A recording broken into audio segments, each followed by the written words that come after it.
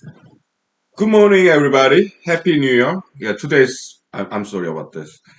Today's New Year, like January 1. So happy New Year, everybody. Yeah, yesterday, I did this Facebook Live because like New Year's Eve special, I guess. So like, what's that? Humanology extension, humanology special.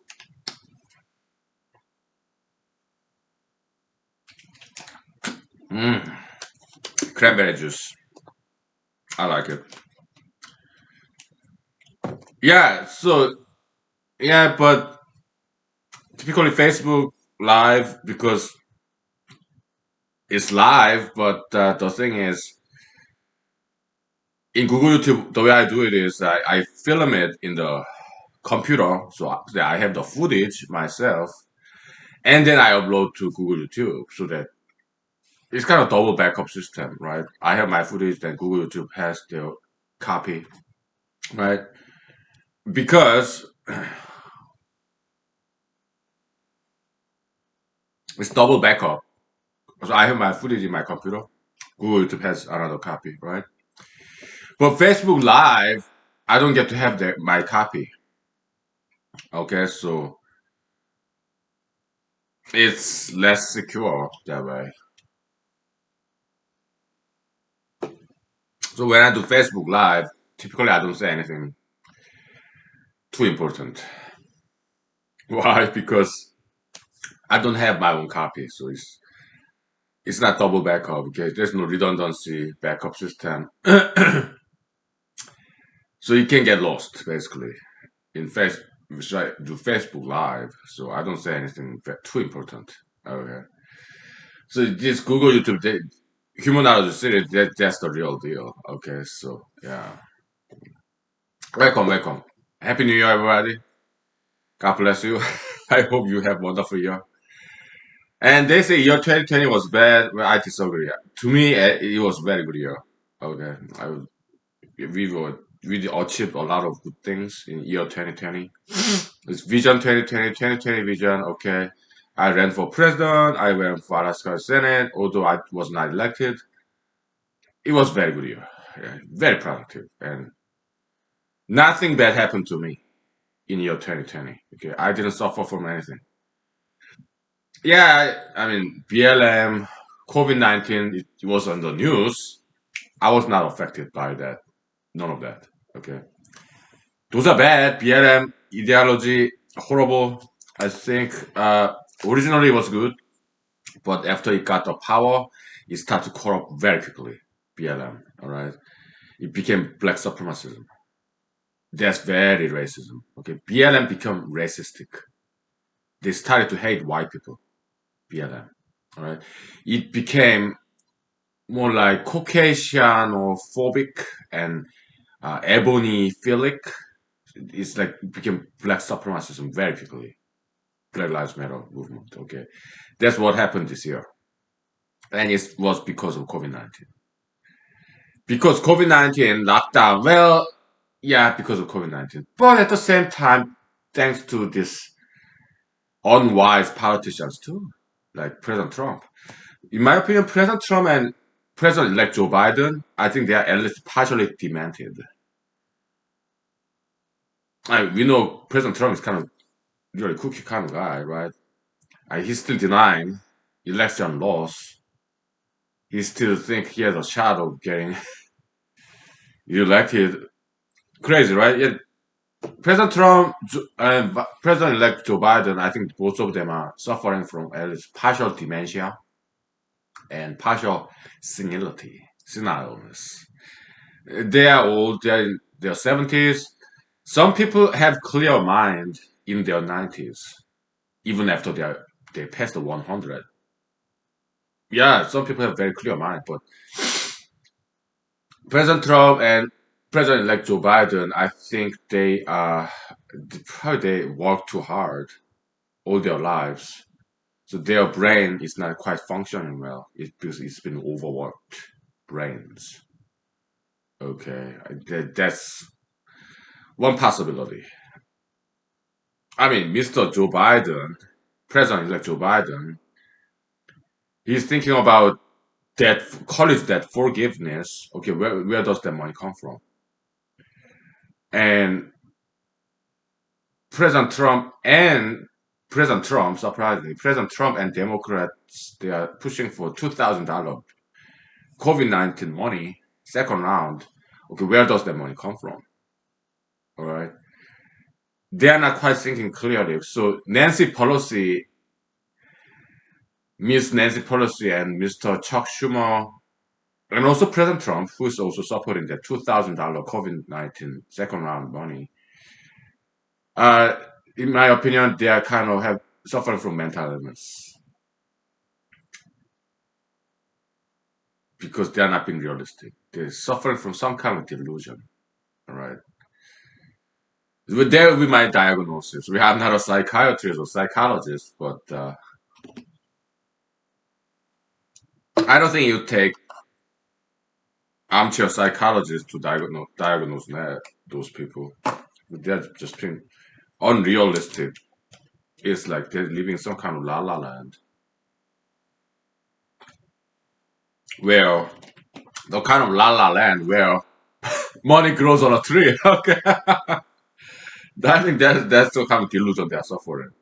President Trump, President-elect Biden, and many Democrats. Okay, so how about Republicans? Yeah, they're suffering from this la la land symptomatology, the La La Land syndrome. How about that? Let's give it a name. La La Land syndrome. I mean, some Republicans still think President Trump has a good chance of getting reelected. That's a delusion. Okay, so Republicans, Democrats, they're pretty much the same. Having this weird kind of strange secular religion that they call politics, and they believe in some things that's just not real. Obviously, so I mean, me myself, same way. At one point, I believed that I could be the president of the United States. I mean, like this year, I there's a chance that before I die, maybe 30 years from now, maybe I become president of the United States. But that's possible. But it was unrealistic that I become president like this year. But at some point, I did believe that. Yeah, believe in miracle, right? Yeah, it's like religion. It was kind of influenced by the Bible. Okay, so Bible actually did generate a lot of mental illness cases. So when we read Bible, we have to take with grain of salt because we do not. Maybe it's not healthy to believe in miracles. Okay, that sometimes we need it. Something not miracle per se, but something very difficult things sometimes happen, like survival in a very difficult situation. Then, yeah, we do need to believe that there is God, we have a chance to survive, and miracle can happen. So, in that sense, belief in miracle, faith in God, sometimes it is necessary and it helps because many people in the world have survived from some really horrible, difficult situations, right? I myself have some kind of close encounter with death kind of situation, some scary situation. It wasn't too bad, but I did have experienced some. Okay. So I believe in miracle could be good. And it could be necessary to survive in some situations, but some other times, it may not be as desirable. Okay. So, all right, we'll take 5 minutes break and then. Oh, this beer was so good. Let's take 5 minutes. Good morning. Happy New Year.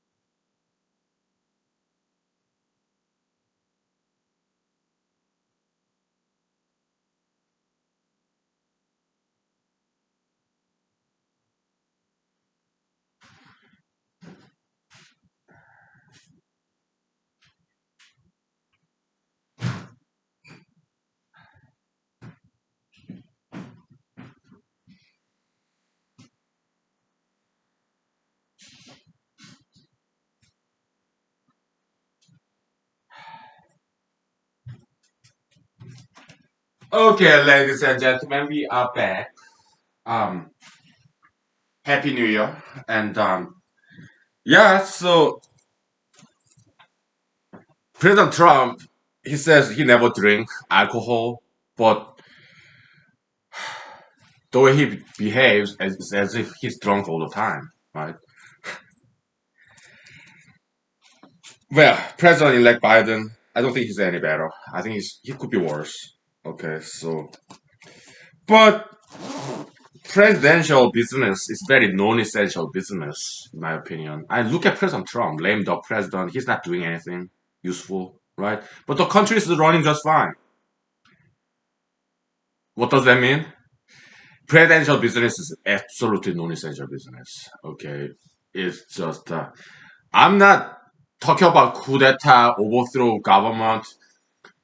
No, that's not what I'm saying. We should abide by the law, of course. What I'm saying is sometimes government officials they actually they don't quite work for us. They more like hinder us. Sometimes they become obstacles. Like COVID-19 lockdown. I don't think it was necessary. I don't think it was necessary. And President Trump, he was against it, but he could not stop his employees like Dr. Fauci, Dr. Birx, and all other CDC. Or he could not stop them. Why? Because he's scientifically ignorant and illiterate.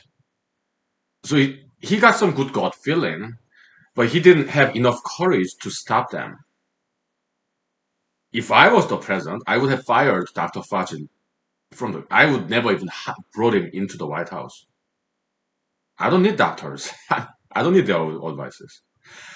Well, sometimes I do, okay, but not in COVID-19 situation because their advices were not good, sound or wise one. Okay, vaccine, it's not going to do anything in my opinion. Why? Viruses they mutate. They also already talking about variant of COVID-19. Yeah, that's what viruses do. They mutate because virus is just piece of DNA with some protein coding. So it's very easy for them to mutate. Virus can survive freezing. Well, some animals survive too. Okay, like seed, plant seed. It can germinate after like hundreds of years. Right? Yeah. So it's not just virus who can survive the freezing, deep freezing. Even some worms, frogs, okay, fish. Yeah. Well, some animal species can survive like freezing. Well, there's some worms in the Arctic region. They go through freezing kind of hibernation. Okay, so yeah. Somehow they resurrect every year. Right. In Alaska, there's what's called glacier worms. There are some worms that live in glacier. Okay. Anyway, for virus, there's such a simple structure. Okay, and they are like biological machinery. They just replicate. Okay, and they're very simple. Not exactly organism, live organism per se, but more like biological machinery. Okay, so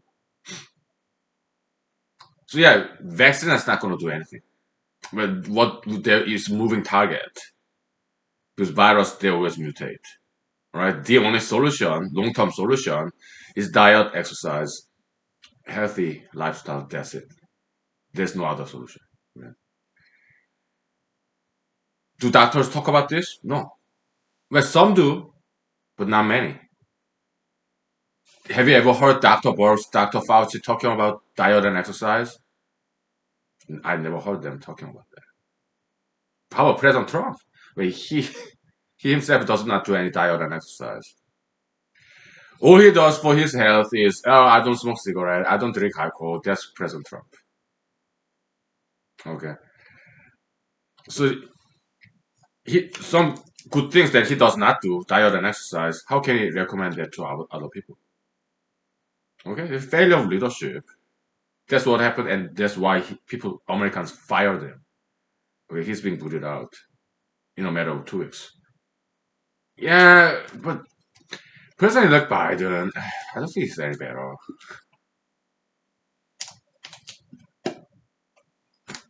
But it doesn't matter too much who becomes the president. Why?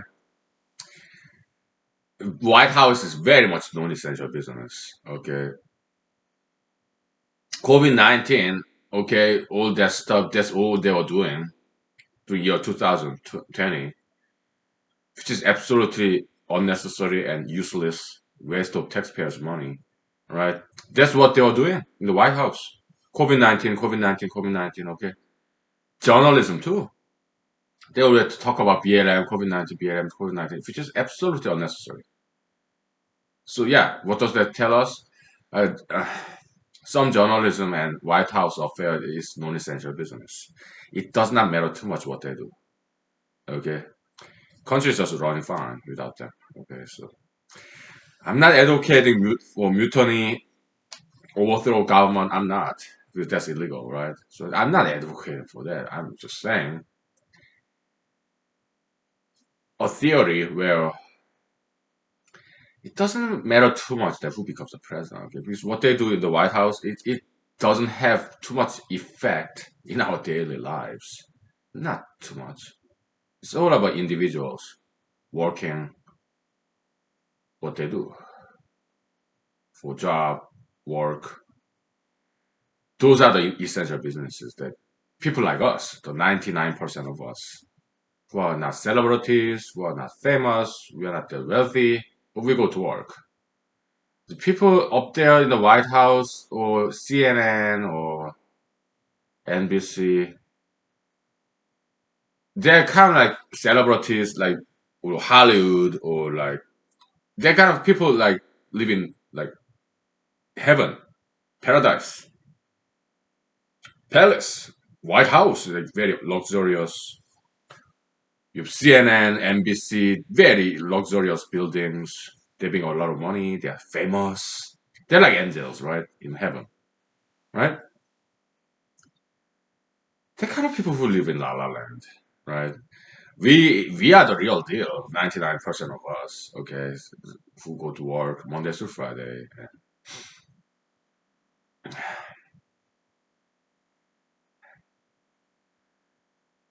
Yeah, those La La Land people, like you have like senators and Congress people and governors, and I know some of them. Okay, yeah, yeah, they're not too bad. They work very hard, and I guess, but I'm not quite sure if what they do actually make any difference. Maybe they do. I don't know. Maybe behind the scene, maybe. But I'm not sure if how effective they are. I have some serious doubt about it. Okay. I'm not sure if they are doing anything useful, anything that actually makes some difference, or are they just doing to maintain their political career? What are they doing? I mean, if you watch the C-SPAN, politicians, the kind of things they talk about, I mean, they talk about like, yeah, okay, they have some money, tax money, right? So legislators in state level, city level, county level, federal level, they discuss about how to spend this tax money, right? I'm not sure if those things are very essential things. I mean, I'm kind of libertarian in this sense. I think money belongs to the people. So government, I mean, they got all this money and they're on debt, budget deficit. I think they're spending too much, don't you think? So, it's so inefficient. There's some inefficiency going on. Sometimes they pave the road. Well, actually, in Alaska, we kind of need that. Why? Because we have winter tire with studs. So after a while, asphalt road, it gets this groove. It become groovy. Not in a good sense, but it get grooved. It become more like a railroad, reverse railroad track where this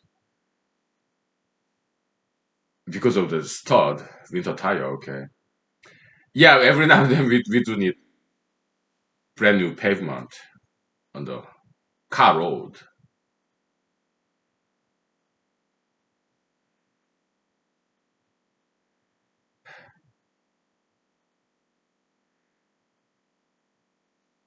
And I don't know, maybe they're not doing too bad, politician. Maybe I don't know what I'm talking about. But I think there's a lot of governmental waste. Okay. I'm not the only one who thinks that way.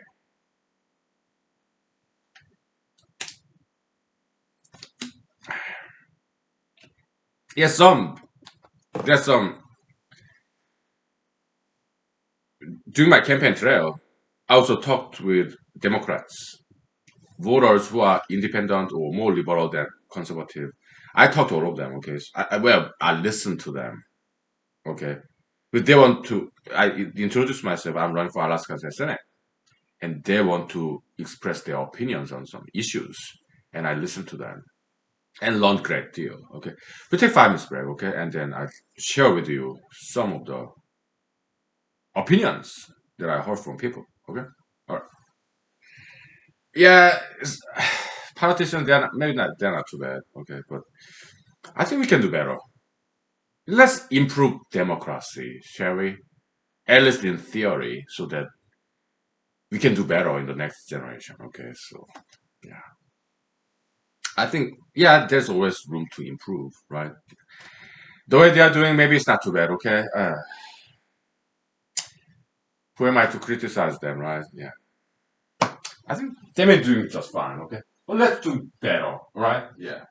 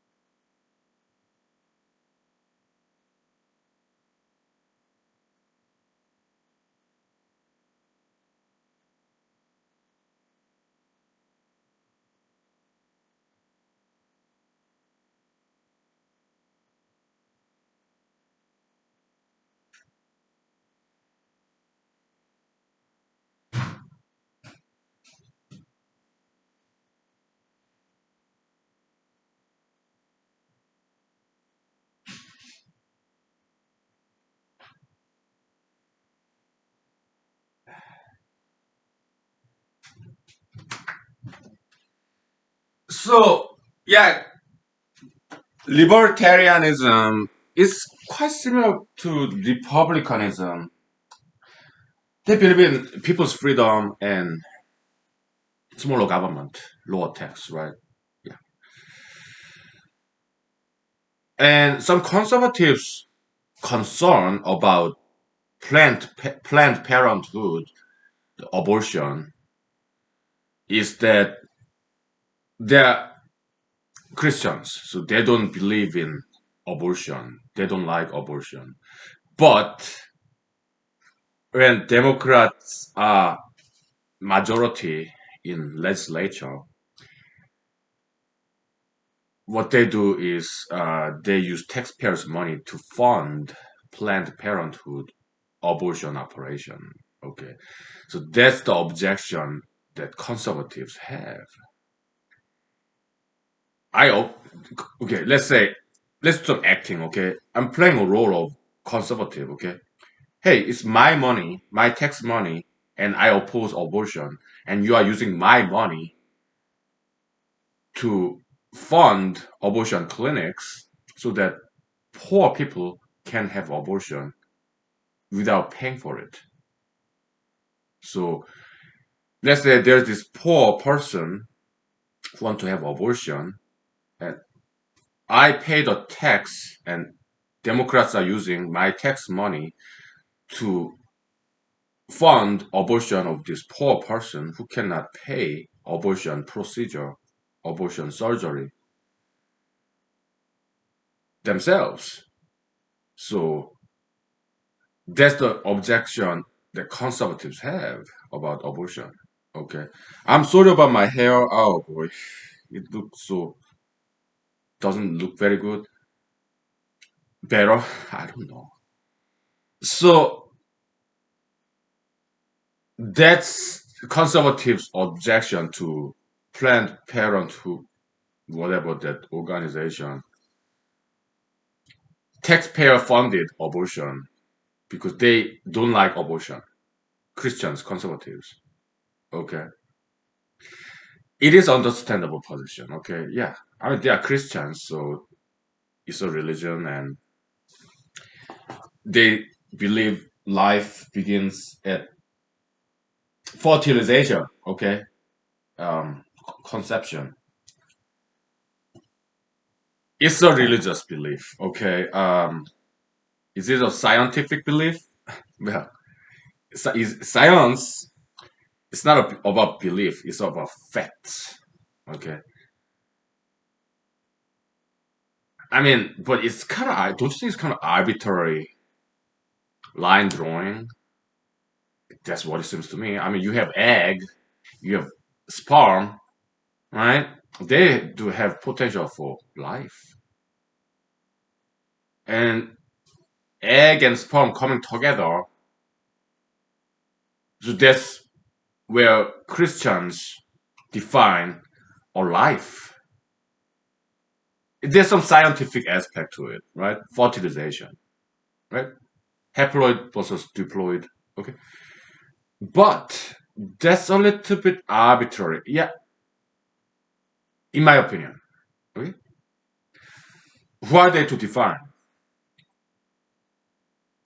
What kind of right do they have? Christians. Do they have superior rights?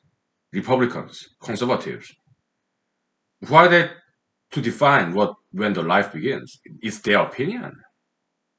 But in conservatives' position is this. Okay, you can have well some conservative. Let's try to understand, okay, how they feel. Okay, you want abortion? Do it with your own money. Don't use my taxpayers' money. Because I don't like abortion. I don't want to fund your abortion. Well, first of all, I'm not you. I have no relationship with you. You are some random stranger. You're some poor people maybe who cannot fund your own abortion. So now are you saying you, I have to pay for it? When I'm Christian, when I oppose abortion, I have to pay for your abortion? I don't think so. So that's it's very understandable position. Yeah, so pro-life, pro-choice, it has many aspects. It's not a simple question. There's some science to it, religion to it, some ideology. Yeah, it's very compound problem. It's not simple question. There's a lot of aspect to it. Okay. So that's why they still continue to debate. Okay. Don't you think their time is better spent and about debating about my hairstyle? What hairstyle look better? Well, that's what I'm debating. Is it look better or should I do it like that way or like I think my time is better spent when debating what my hairstyle is good or not. Which one is better?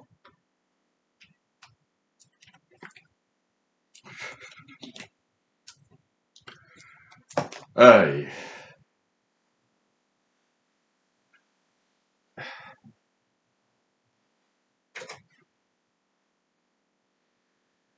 Okay, so, but the thing is this, if there's no abortion, if abortion is illegal, well, that's too far to the right, right? But government, taxpayer funded abortion, maybe that's too far to the left.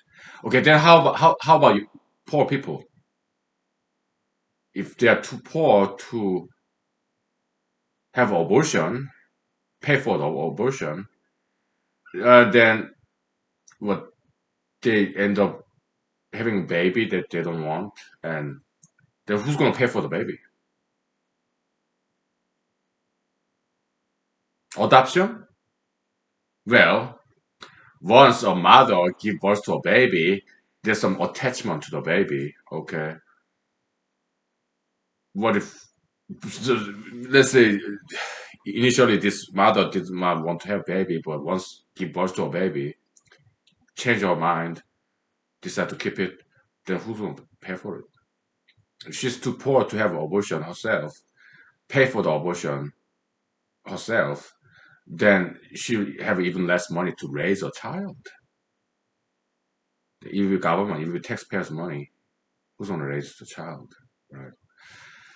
So the bottom line is this: the best solution is celibacy or abstinence or qualified qualified celibacy, qualified abstinence, meaning some internet, okay, adult website, and just get it out. It's biological, physiological process. Just get it out regular basis. Yeah, MASTURBATION solution. Okay, probably is better to avoid all this quagmire of abortion, unwanted child, unwanted pregnancy, all that. We can bypass all that by watching some internet adult website, and then you can bypass all these problems of STD, sexually transmittable diseases, unwanted pregnancy, abortion, and unwanted child, and government funded child raising and adoption and foster children, foster care, all that stuff, the quagmire, okay? People should get married and have children only if they can afford it. It's not cheap. So people should wait until they have good jobs and if they have some disposable income to get married and raise children. Otherwise, they should not get married and have kids. They cannot afford. Because otherwise, government, other taxpayers should take the burden of raising children. That's inefficient. All right. Yeah. So pro-life, pro-choice, we can bypass all that. The solution? Yeah, qualified abstinence, qualified celibacy, and just wait until you people make enough money. Mother, father, okay, let's say they both got good jobs, they have disposable income. Okay? Then they can get married and have kids. If they should wait until they have career, some make some progress, okay, and then make some disposable income. Then they can get married and have kids. That kind of education is, I think, what we need. Not a law, but education. Okay? I think we have enough laws already. All right, so lawmakers, legislators, I think they are wasting a lot of time making useless laws. All right, and they talk about how do you spend money, where. I think they've stopped spending, and most part, I think they're busy with something extremely unnecessary and useless. All right, like yeah, I've been to many political meetings. Okay, so business people they advocates for I guess some kind of government assistance, right? Yeah. I mean, according to this Miss Mary Trump in her book, right? Yeah, Fred Trump Sr., President Trump's father, yeah, he built a lot of buildings based on governmental funding, governmental contracts, right? Yeah, he did benefit from that. So, yeah, it can kind of business lobbyism, right? Yeah, that happens. Like in Alaska, there are a lot of contractors, like or business where they need permit to chop down some trees, right? Yeah, timber industry, and they do need permission from government to do that.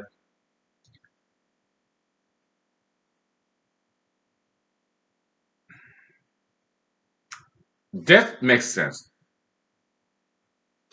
Some governmental regulation necessary. Why? Otherwise, everybody will chop down all the trees, and Alaska will be treeless,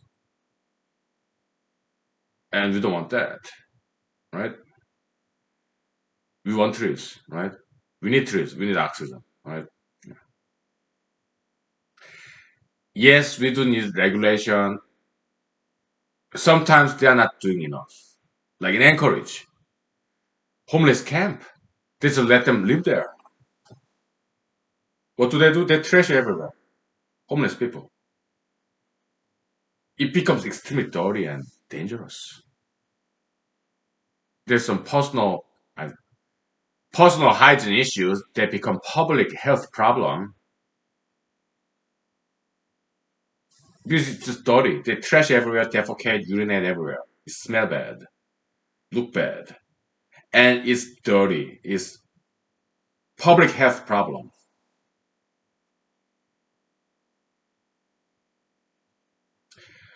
But city of Anchorage, they're kind of liberal, all right, and just like any big cities, all right. So they just let them live there, homeless people in the middle of the city, like Los Angeles, you have Portland, Oregon, Los Angeles, California. Yeah, homeless problem. Okay, they just let them do it.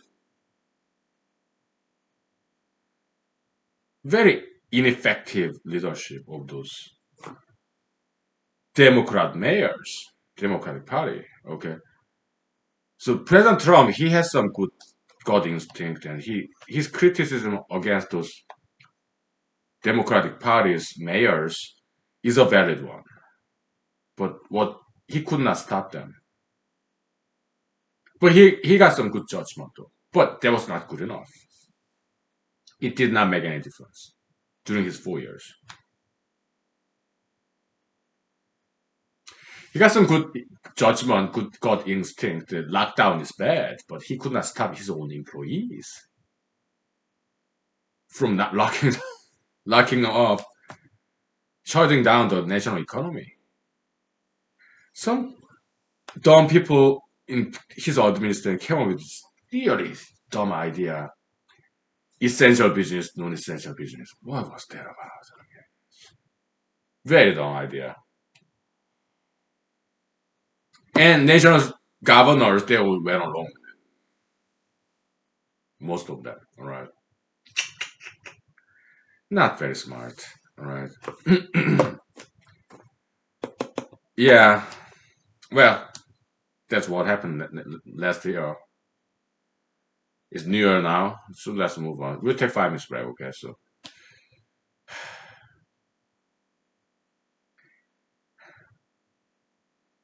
yeah.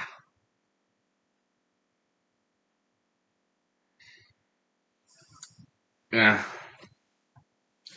Yeah, political activists, we are kind of like this. We have burning heart, fireball in the belly. Yeah, we are like that. Okay, that's why some of us actually run for some political positions. Okay, yeah, but the thing is, maybe politicians, maybe they're not too bad. Okay, maybe they're not too bad. Okay, so yeah, I don't know. We'll take 5 minutes.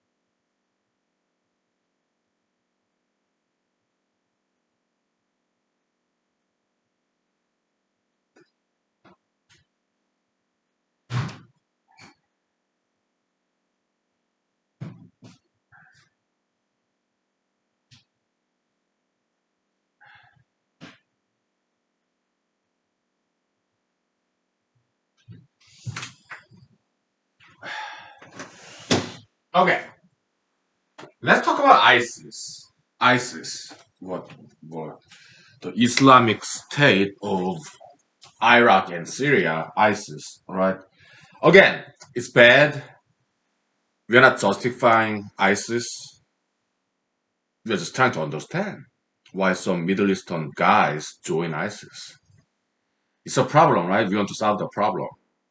Then we need to understand what the problem is. Why some Middle Easterns men join ISIS or Taliban? Why?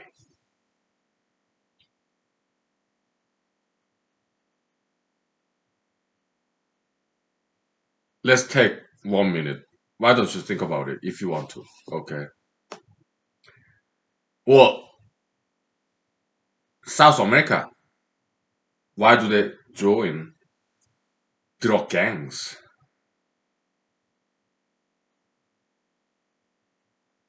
Let's think about that, okay? Yeah.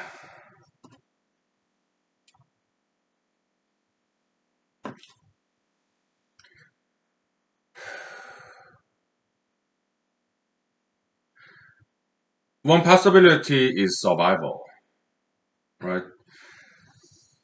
Like ISIS, Taliban, okay? It's either you are part of that gangsters, criminal organization, or you become a target. You get bullied upon if you're not part of that gangster groups. So maybe they want to survive, right? Maybe that's why they join. I mean, even in America, we have all these bad ideologies like pro BLM or pro LGBT, right? Maybe people want to join kind of reluctantly so in that movement or ideology in order to secure themselves, because otherwise they become enemy of those powerful group, ideological group. So maybe out of fear, desire of survival, security, maybe that's why they join. But people are busy. They don't have too much time to fight against those mainstream ideologies, so they just go along, right? Because they're busy, just to save time, right? Energy, save energy. Yeah, yeah, maybe.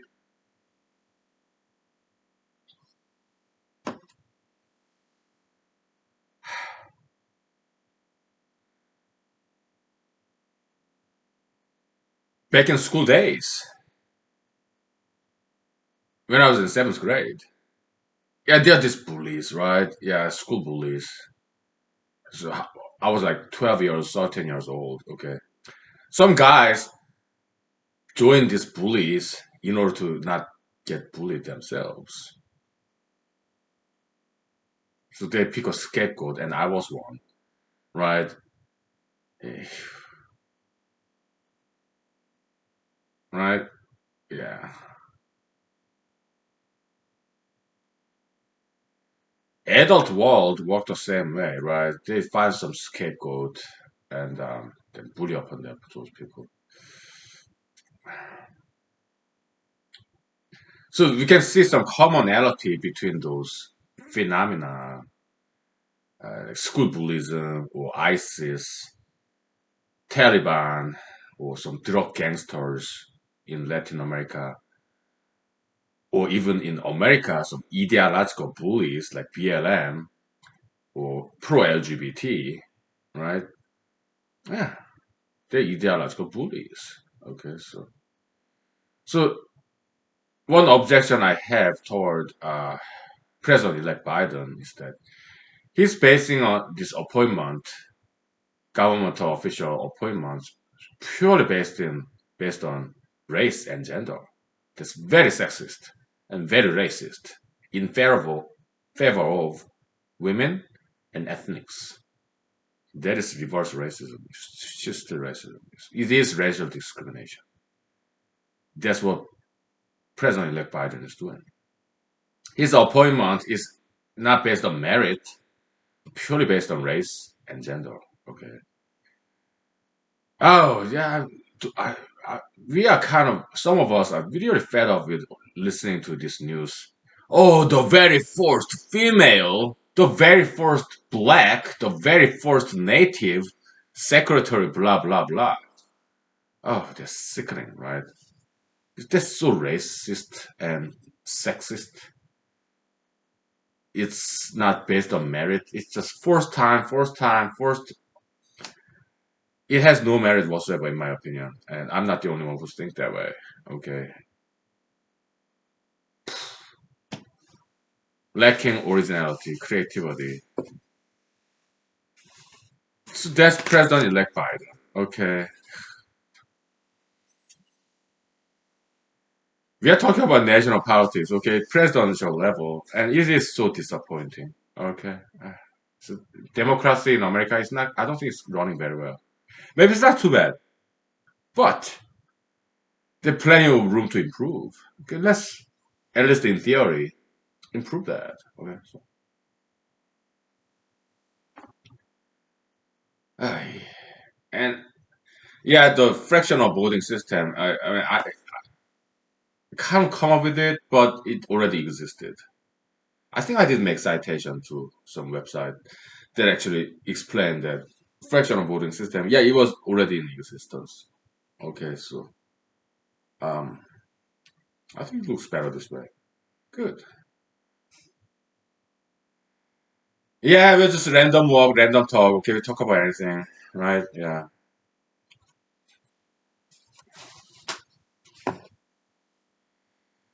Yeah, maybe America is not doing too bad, well, because at least we don't have gangsters. Well, America does have gangsters, but not as prevalent as in Mexico or Afghanistan, Taliban or Syria, Iraq, ISIS.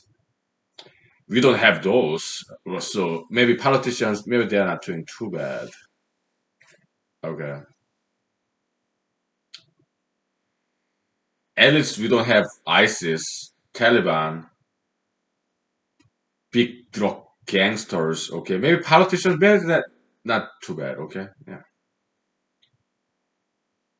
At least we don't have those. Okay, so yeah, we have ideological bullies, but mostly they are non-violent. Well, actually, yeah, pro LGBT groups, they're like cancel culture, big bullyism. Okay, they cut off people's livelihood, shut down businesses just because what they don't go along this pro-gayism. Yeah, the florist, bakers, some hotels that refuse to, photographers that refuse to work for this LGBT wedding to sue them in court, bankrupt them, right? That's LGBT bullyism. They have become bullies, right? LGBT. It's not just LGBT, BLM, right? It's total bullyism. Oh, say the name, Breonna Taylor, say the name. and take down the statues or else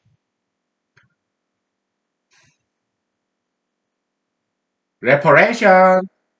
Hello, Buddhism, BLM Buddhism. All right, they pick on white people.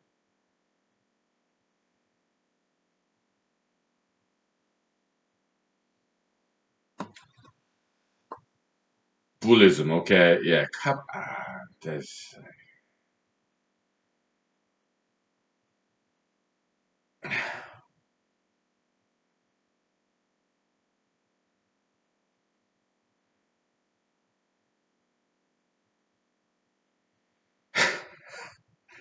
we can do better, right? Yeah, we should.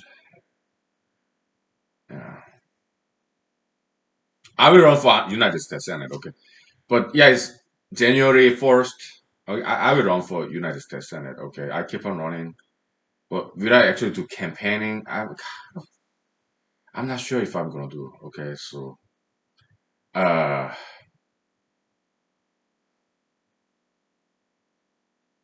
but at least on paper I will run. Okay,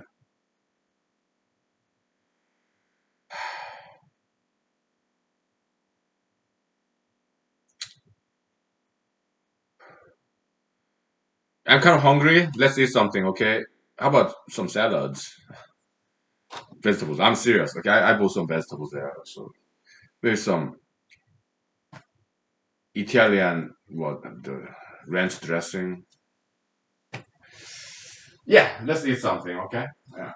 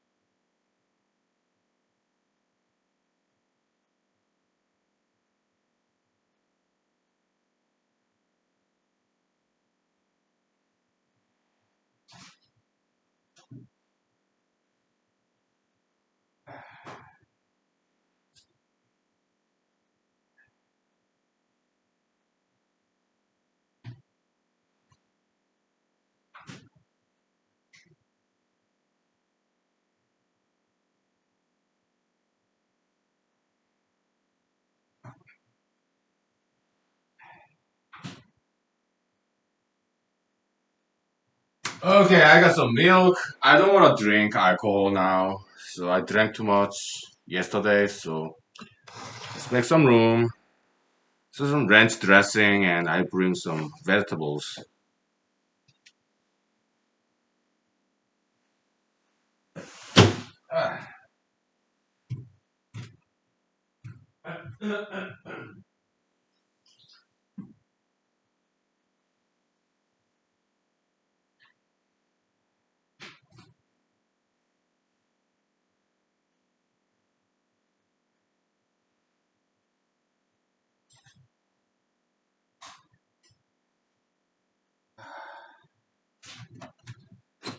So why am I eating in front of camera?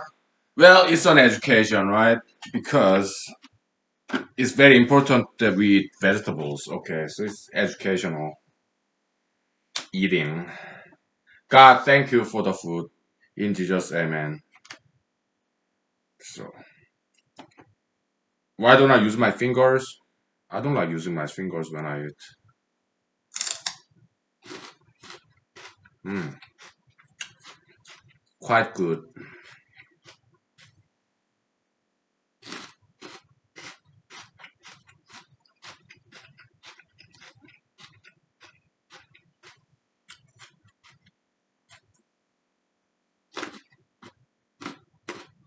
Mm,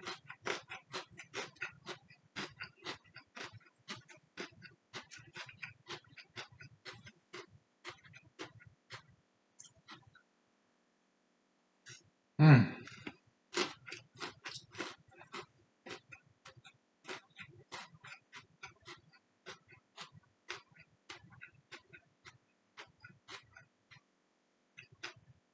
it's great.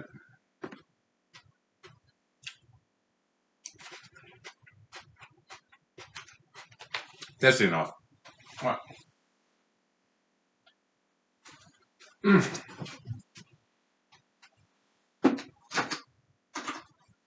yeah, some ranch sauce, ranch dressing, rather.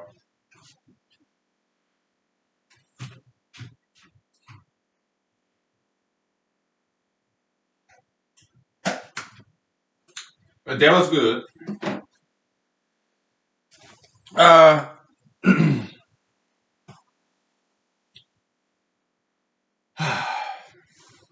this all boils down to education, okay? I mean, BLM, they're targeting white people, right? Yeah, reparation, they pick on white people, okay? And it's horrible, okay, what BLM has become. It became bullying against whites, right? They call it systematic racism. There's no racism. What are you talking about? There's no racism. There's just one superior rights. That's what BLM is about. I mean, nowadays, originally it was not like that. Okay? Nowadays, that's what it has become. Okay? Hyper pro ebonyism. That's what BLM has become. Okay, superior rights. They use the capital B. They started using capital B to spell black. They use lowercase for white or brown. But when black, they spell out capital B. Yeah, the black supremacism, right? That's what BLM has become. They bully upon whites, scapegoating white people. Okay, it's like human sacrifice almost. Okay, this is something extremely heinous and bad. Okay, but that's what BLM has become. Something extremely bad. All right,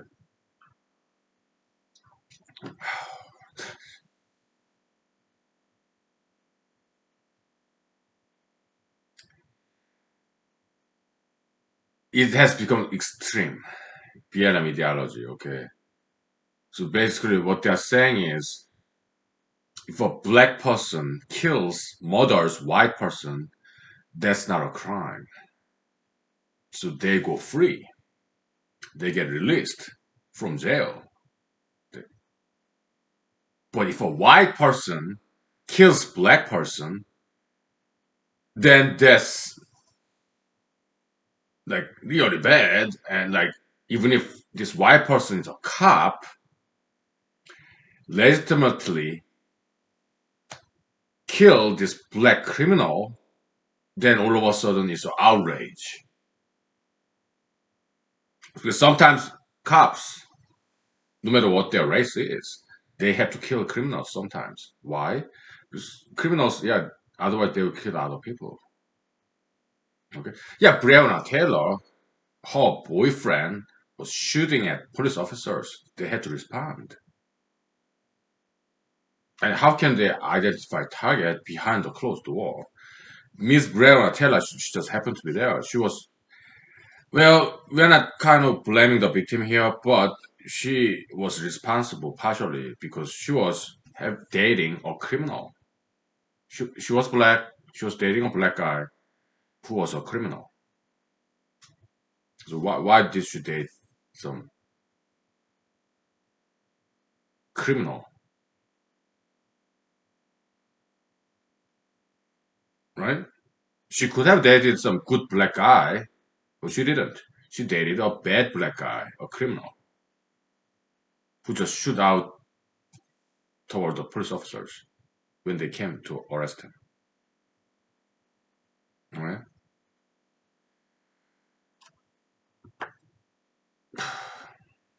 And we are sad, people died, okay? Yeah, it's just nothing positive about people's deaths, but police business, that's just how it is. There's collateral damage and collateral casualty in any war, and police officers, they are warriors, they're soldiers. They're at war with crimes. Okay. And criminals, yeah, they are brutal. Yeah, criminal brutality. They only talk about police brutality. They don't talk about criminal brutality. Why? Because many of those criminals are black. So BLM, Black Lives Matter, black lives are the only lives that matters in their eyes. White lives, brown lives don't matter at all. Only black lives matter. Okay, black supremacism. So yeah, a lot of black people, not all of them, but maybe 1% of black people, just like in any other races, they're criminals. Okay, yeah, Asians, 1% of American Asians are criminals. Caucasians, Jews, Hispanics, yeah, 1% of them, regardless of whatever race. Okay, so 1% of blacks are criminals. Okay, just like 1% of Caucasians are criminals. Right? It has nothing to do with race. Okay. Uh, and police officers, they're all different races, right? They're white police officers, black police officers, Asian police officers, Hispanic police officers. Okay. But there's outrage only when Caucasian police officer kills a black criminal. Then they characterize it as racism.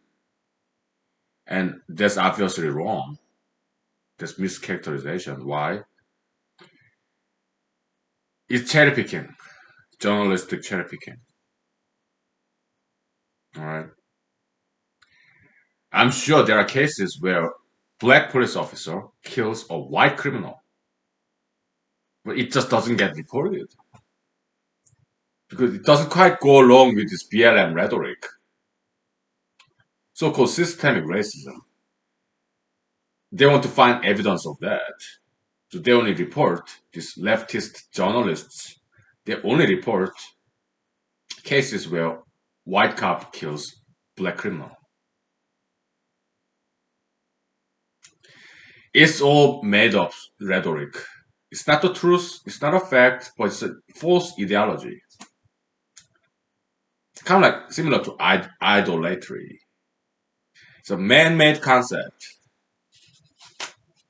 Systemic racism, existence thereof, in my opinion.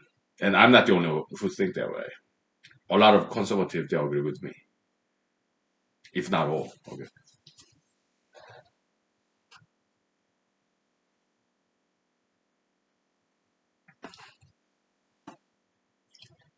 We are sorry Mr. George Floyd died. Yeah, he did not deserve death penalty. It's just counterfeit money or theft. He did not deserve death penalty, okay? But those things happen, okay? It just happened to be a white cop. And the person who died happened to be a black man. But there are other cases where black cop kills white criminal or Asian cop kills Hispanic criminals. All this combination of races happen. But they only report white cop killing black criminal, all right? To support this ideology, post-COVID BLM, all right? To support the ideology, to strengthen it, and journalists, liberal leftist journalists, they support that kind of leftist ideology of BLM. All right, so they cherry pick the evidence, and a lot of Americans blindly and naively believe that. A lot of Americans believe that. Some didn't. Okay, so in conservative side, yeah, there's a lot of skepticism about this media, including President Trump. So President Trump, he has some good judgment. It's just that he doesn't have courage. Well, maybe more courage than other politicians. Okay, yeah, he said fake news. Yeah, liberal leftist media. He make openly those criticisms, and some of them are valid criticism actually, in my opinion. So that's why he's so popular among conservatives because he says things that conservatives agree with. And President Trump, I think he genuinely believes some of the things that he says.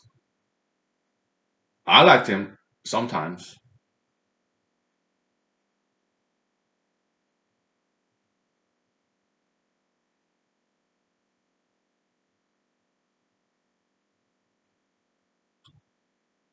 Well, so I have some mixed feeling about President Trump. Okay, yeah. What one thing I don't like about his policy is the trade war with China because that's his problem, right? He sees China as an enemy. So some people are like that. They have to have some enemies.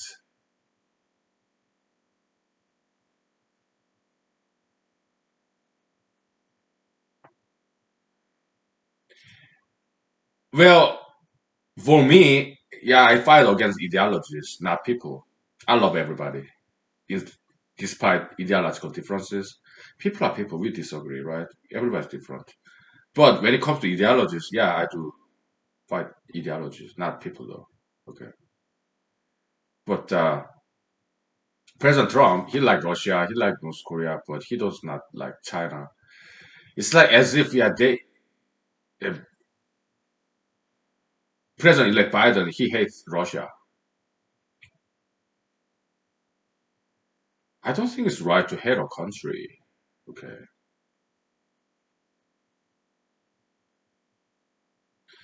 China, they're not America's enemy. I don't think so. Because it's more like trade partner. They buy a lot of things from America, and America buys things from China. So that's more like friend, ally, international trade partnership. Okay. Uh, because China's a very big market for American farmers, soybean, right? Yeah.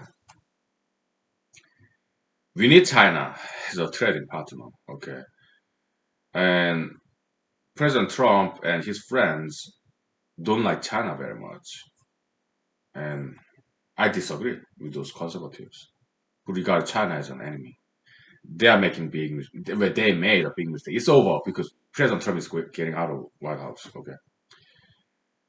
So I have some mixed feeling about President Trump. Okay. So and,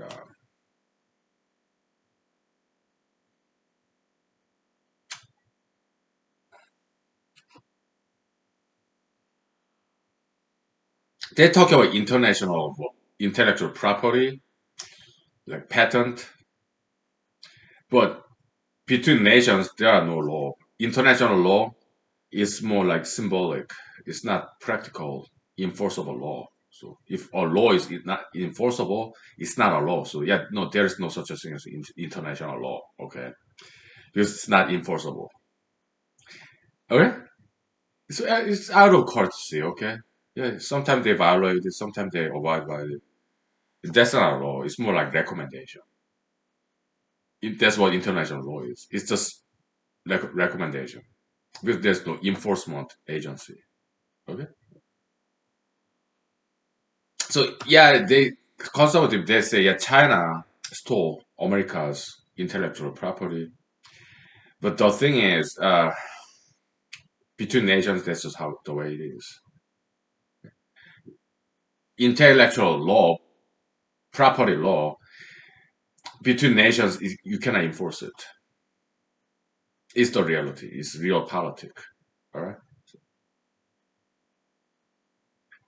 just the way it is. Okay. Look, America invented nuclear bomb, Manhattan Project, FDR, World War II, right? Other countries, China, or Iran, Russia, India, Pakistan. I don't know what country, but North Korea, of course. Yeah, they have nuclear bombs, right? Did they ever pay America?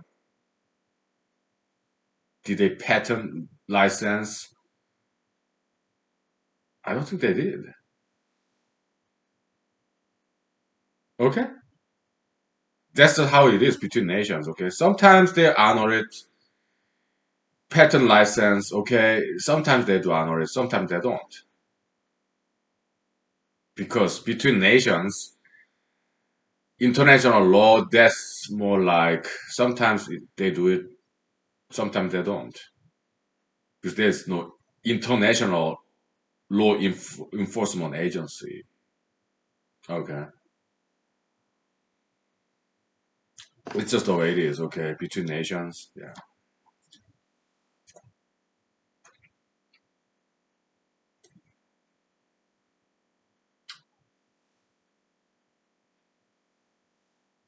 All right, we'll take 5 minutes. Okay. That salad was good. Yeah, I liked it. Now somehow to put them, transfer them into some container. I'll do later. Okay. I'll do later.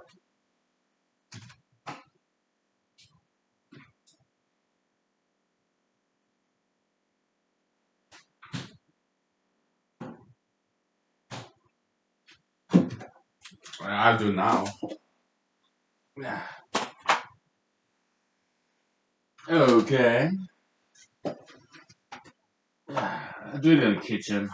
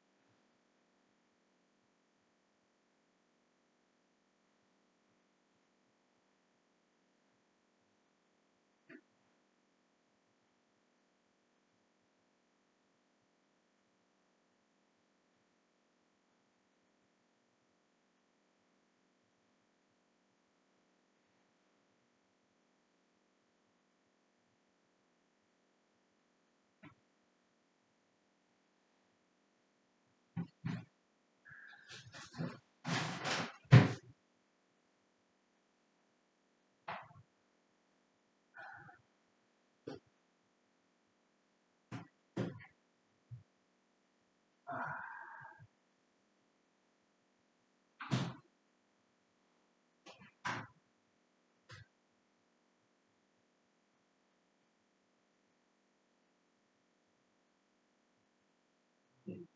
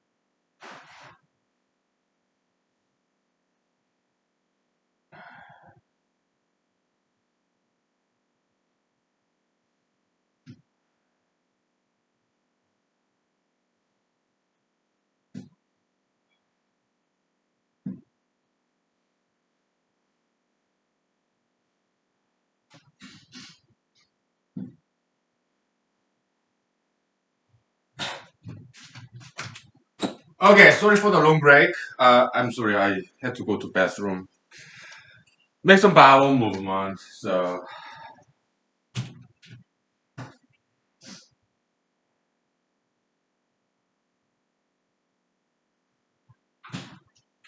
yeah, I put some vegetables in the plastic containers. One of them in the freeze, the other in the freezer, so that I can cook it.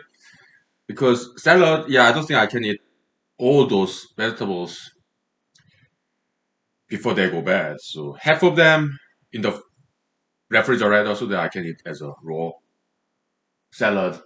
The other plastic container I put in the freezer so that it lasts longer. I use it in cooking. I boil it in the water, some other good stuff. All right. So, um,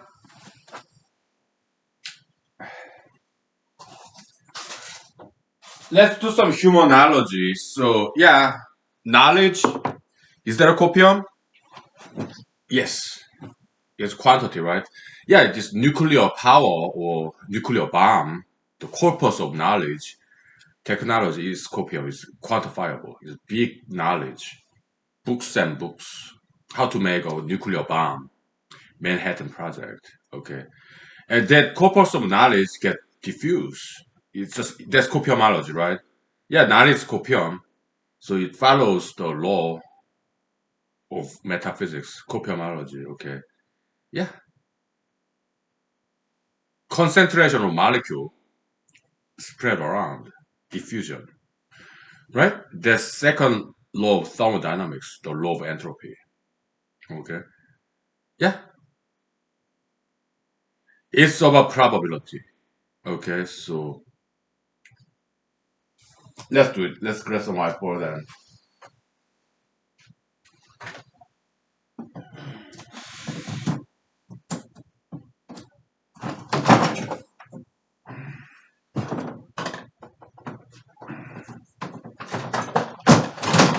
All right.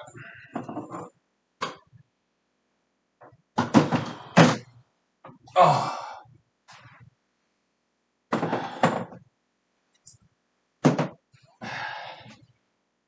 all right.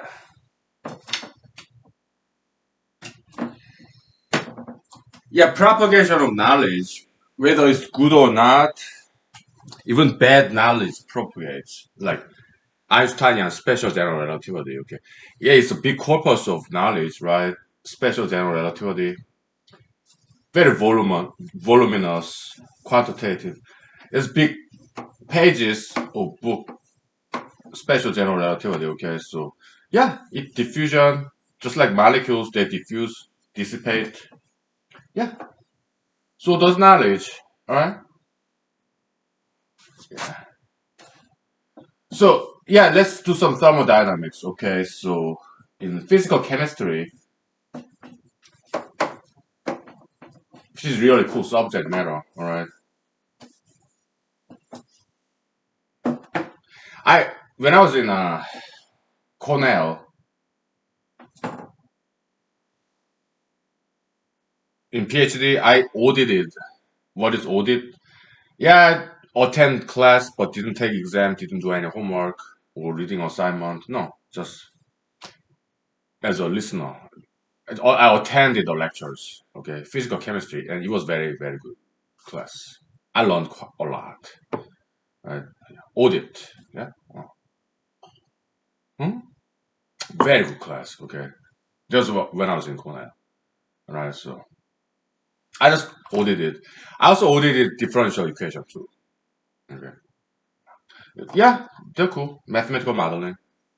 It's cool. Differential equation, I have nothing against it. It's just that I didn't want to do homework. All right. So I just took the class, attended it as an audit. Right? Okay. So you have this huge concentration of molecules. Let's say, there's cow and what's the word? Pest or gas. Like, there's some fancy word for that word. Something fastulation or something. Passing gas. Let me. I grab that one later. Okay. So yeah, methane gas, it dissipates. Well, ink, drop of ink into water, molecular diffusion, right? It is spread around. Why? Can you think that in terms of probability? Can you explain the phenomena of molecular diffusion in terms of probability? So that's the physical chemistry aspect of explaining the law of entropy, the second law of thermodynamics. And it was really cool. Okay. I love that class. Okay. They was so cool. Okay. So very good professor. Okay. So Cornell University. It was good. We take 5 minutes break. Okay. If you want to, yeah, think about that. Okay. Yeah. So second law of thermodynamics, the law of entropy, explained it in terms of probability, mathematical probability. Okay. Or combinatorics. Okay. All right. We'll take 5 minutes. Okay. So I grab my cell phone because I want to find out the English word. Passing the gas. How do you say that?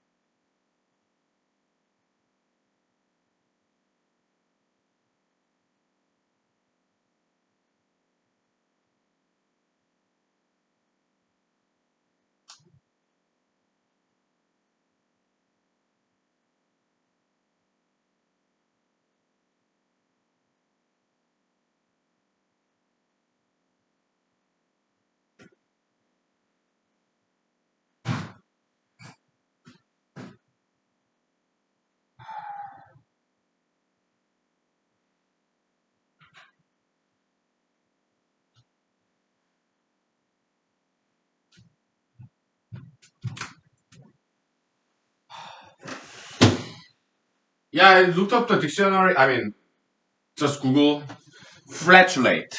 Yeah, that's passing the gas, right? Flatulation, flatulate. That's the term I was looking for. Anyways,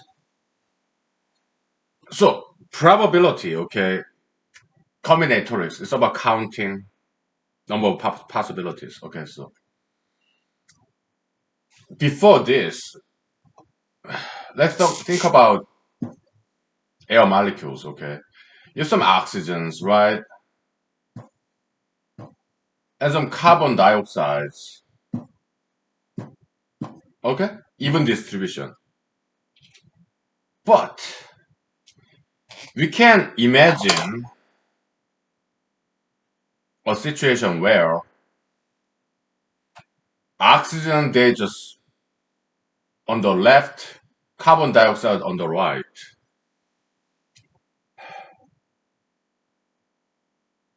We can think of that possibility. All right. But it doesn't happen in reality. Why? Because there are more ways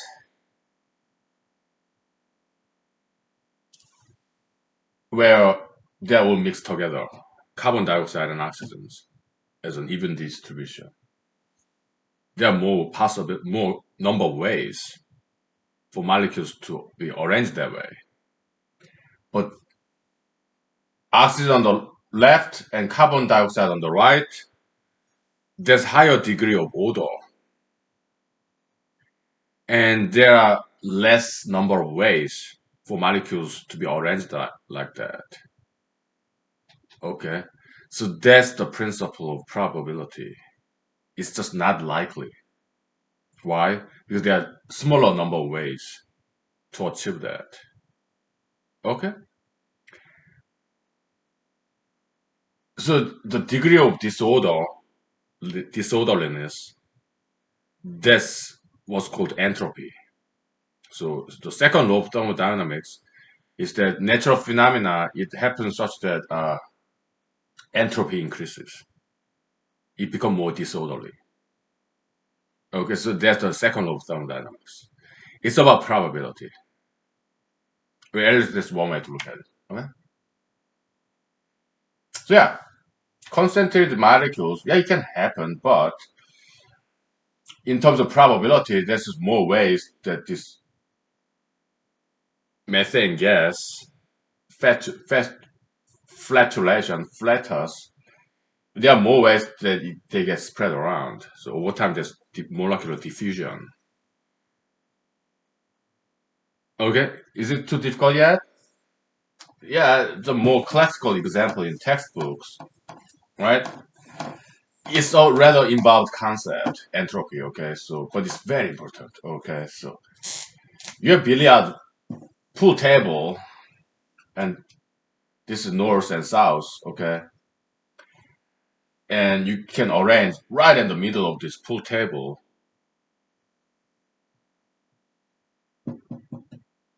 What? How many billiard balls are there? There are 9. I don't play pool, so from south to north, in the middle of the pool table, perpendicular toward the north, 1 through 9. Okay, there's a one way to achieve that. Only one way, like this. As opposed to,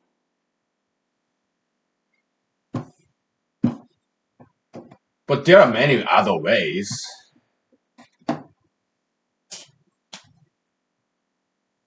One here, 2 there, 9 there, 3 there.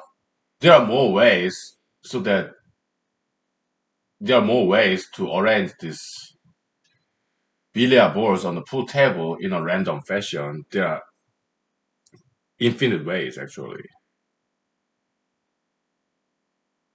But from 1 to 9, perpendicular to the south in the middle of the pool table, beginning at the southern edge, there's only one way. Okay? So, when you throw 9 billiard balls on the pool table, it's not likely. It's very low probability that it's like 1 over infinity, which is 0. Probability of this event is 1 over infinity, which is 0. Where 1 through 9 perpendicular south to north in the middle of the pool table, beginning from the southern edge. When you throw down just 9 billiard balls on the table, it's 0 probability, 0%. It's not likely to happen. Why? Because there are more ways, too many other ways that these 9 billiard balls will be arranged when you throw them on the pool table. Okay? That makes more sense, right? Yeah. Likewise, molecular diffusion or the distribution of oxygen and carbon dioxide in the air. Yeah, because there are more ways that things are over there, all over there, as opposed to oxygen here, carbon dioxide there. Not very likely. It is possible, but probability of that is 0. There are too many other ways that molecule just distribute itself. Okay? Now, gravitation. Like Jesus walking on the water. Okay? Well, for that to happen,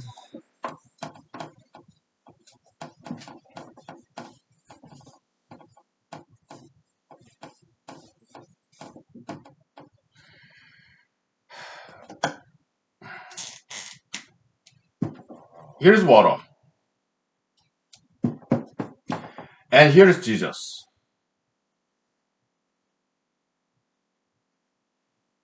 I guess he has long hair. We don't know.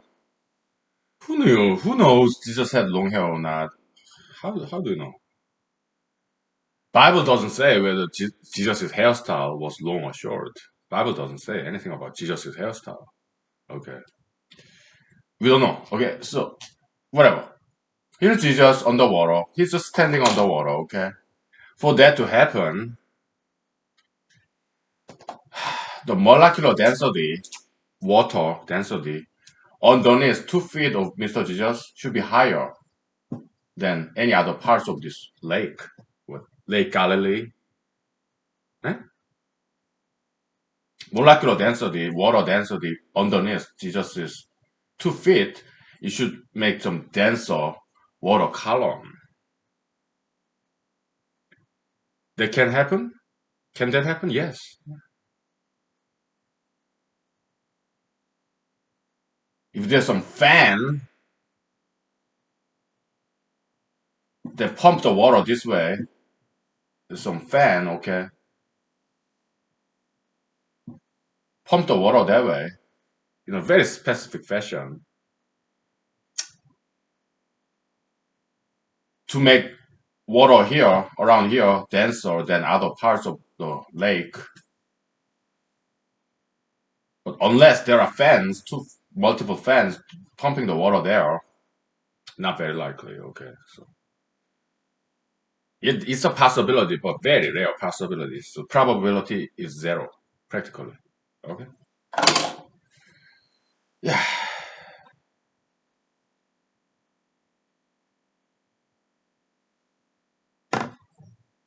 Okay.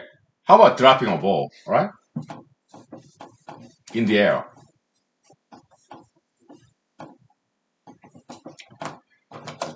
If you let go, let's say this is ground, this is ball, right? We hold it and we let it go, right? Like this. Is it possible that this ball or pen, when we let it go, like stay in the air? Is that possible? Yeah.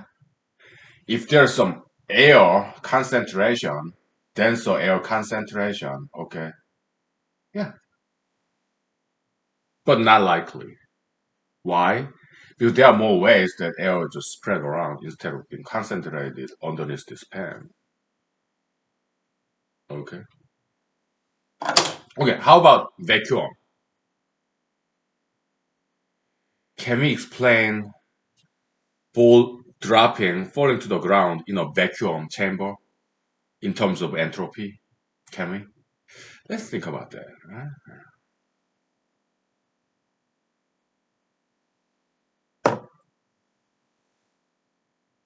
I mean, in the air, yeah, we have helicopters, right, pushing down the air so that it flies, it stay up there, hover around above the ground. Helicopters standing still in the air, right? It's pushing down the air. Okay. Hmm? Yeah.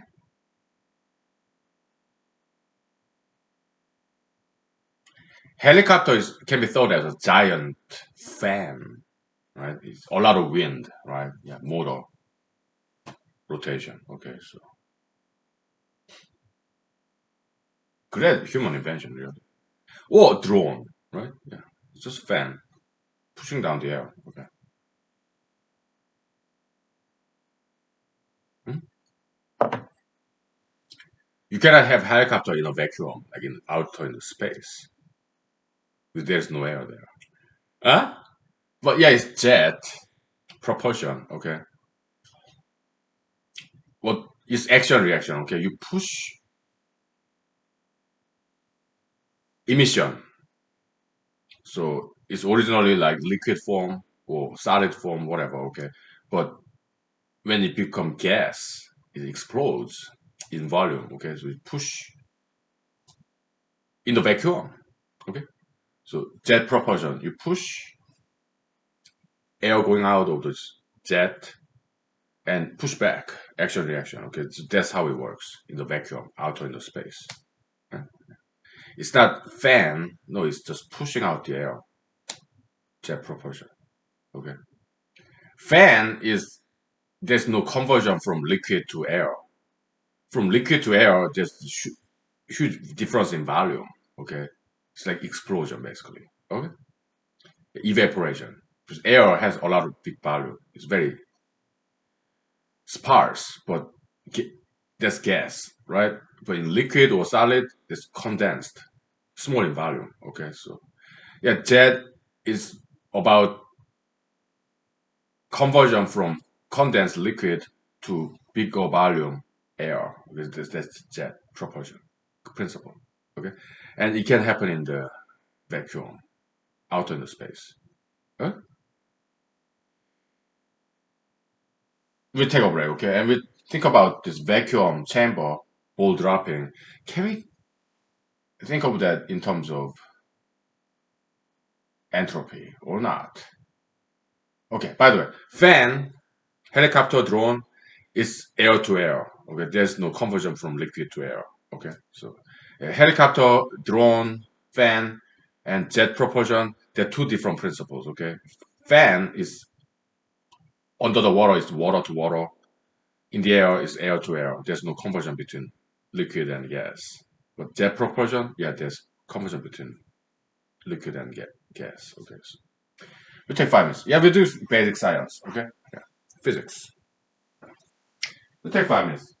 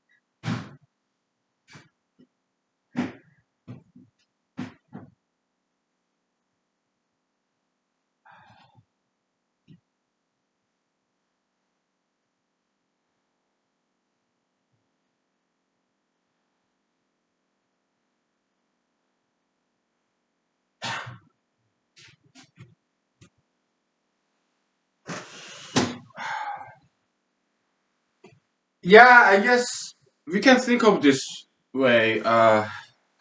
Dissipation of energy from orderly form to less orderly form. Like in a vacuum chamber, yeah, there'll be no sound. Why? Because sound is a wave, it's air wave, sound energy. Okay, its propagation is a form of wave, like air density. Okay, yeah, that's how sound propagate. It's sound energy, wave energy. Okay, so in the vacuum chamber, when you drop a ball, it's not gonna make any sound because there's no air.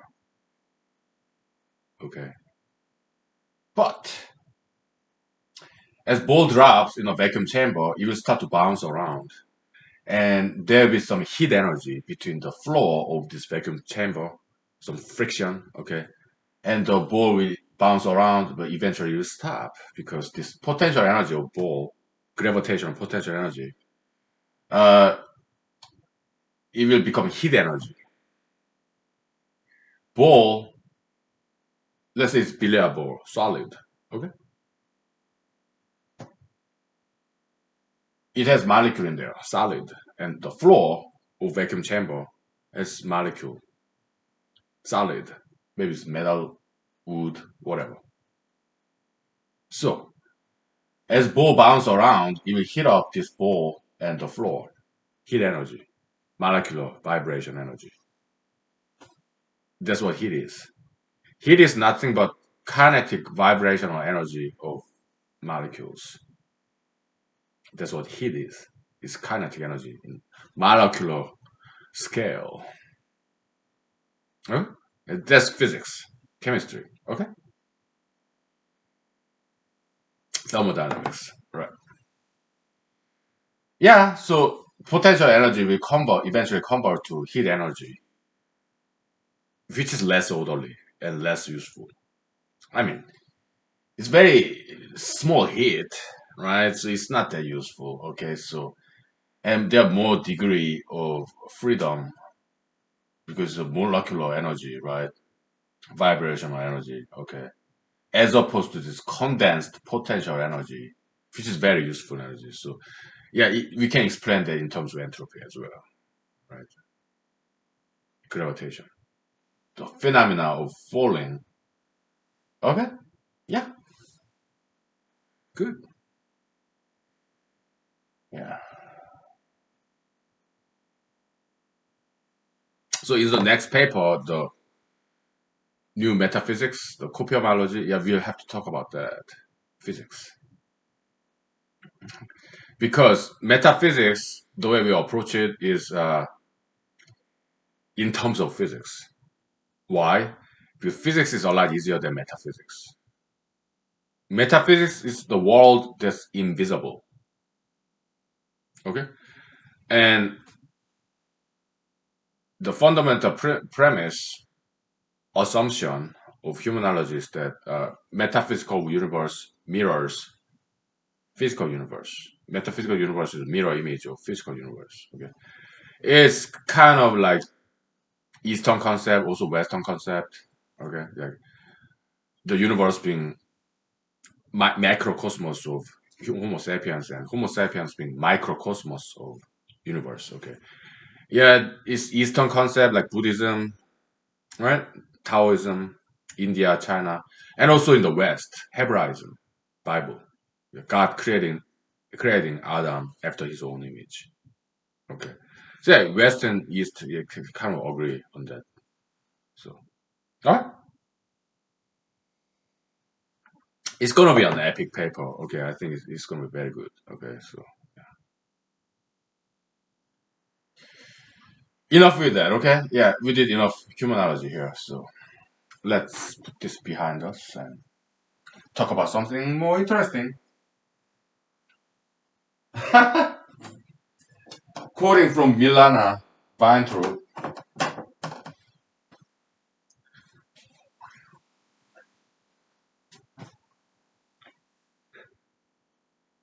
very charming voice you have, very high pitched, very feminine voice. Milana Weintraub. Yeah, she's cool. She's Jewish, right? So European Jewish, Uzbekistan. Yeah, I hope she makes it big in Hollywood. She got talent. She got the looks. She got the talent. So hopefully she makes it bigger.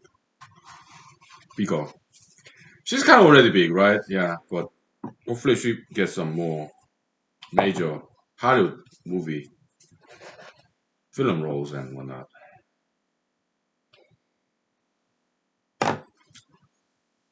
Anyways,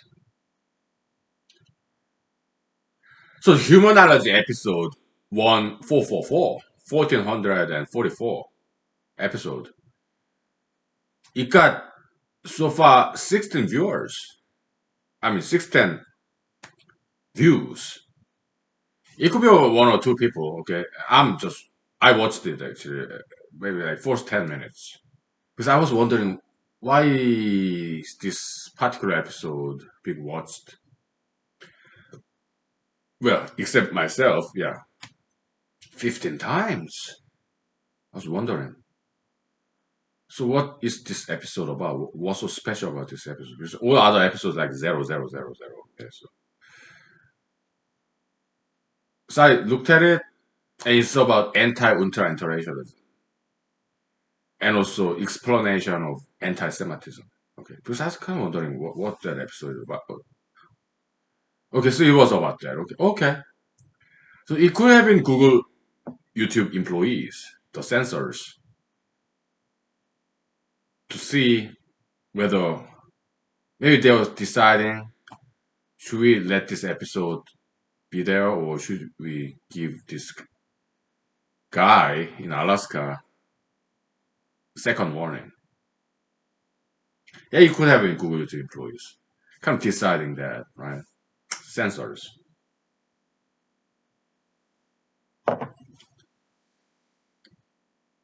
Or it could be you,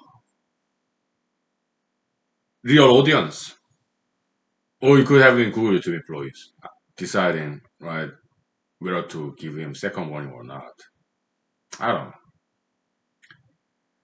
But I know now why that episode has been watched like 15 times. The 16th viewer, that was me. Okay, so I was wondering. I did watch that first 10 minutes or so last night. So I was wondering. Yeah, we touched upon controversial topics every now and then. Okay, so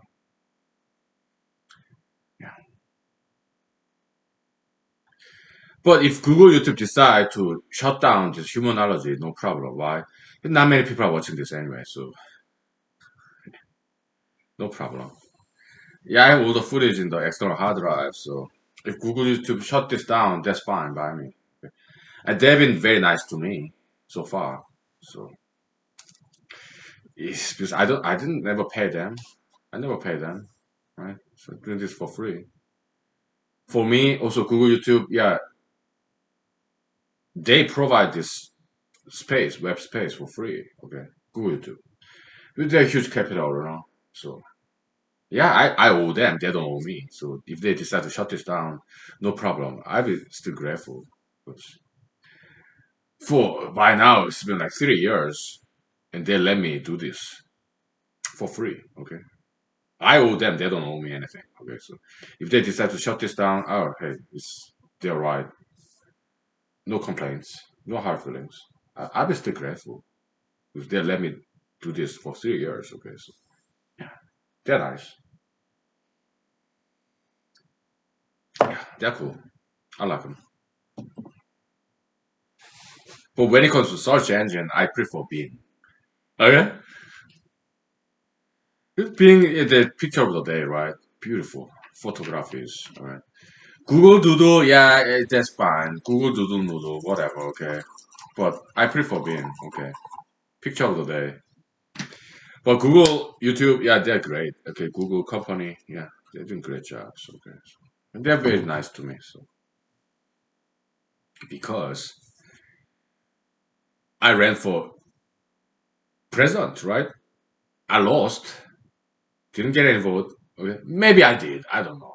Who knows, right? Maybe some people, some Americans voted for me. That I don't know. If they did, God bless them. Okay, but I didn't get elected. But I ran for president. So yeah, kind of believing in miracles. In a way, it's good because if I didn't believe in chance of getting elected as president, would I have run for it? I don't think so. Okay, so and it did result in some good name recognition interviews. Okay, just because I was running for president. All right.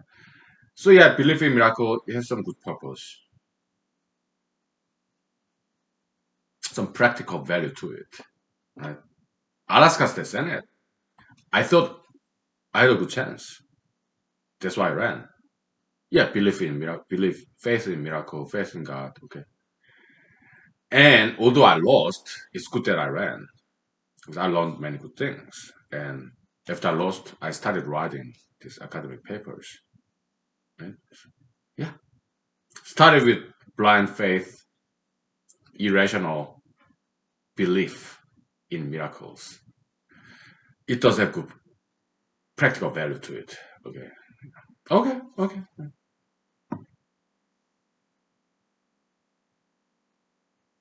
Let's take 5 minutes. Okay. Maybe 10 minutes. Okay. Yeah. All right.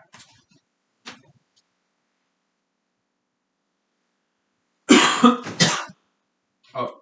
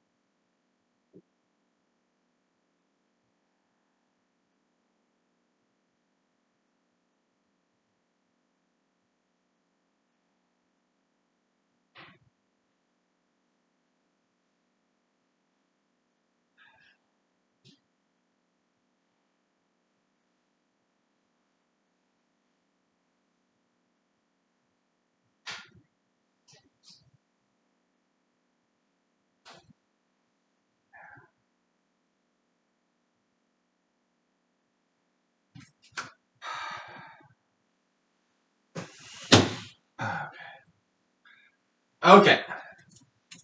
So, what else? So we talked about episode 1444. Oh boy. It could have been you, it could have been some real viewers, right? I don't know. Yeah, most humanized episode is nobody ever seen it. It's like Virgin, kind of. Like zero viewers. There's some value to it, right? Yeah. Because some people may feel good about being the very first viewer of that particular episode. Okay, so oh they're planning this 1400 by now 1400 and some. plenty of that. So yeah.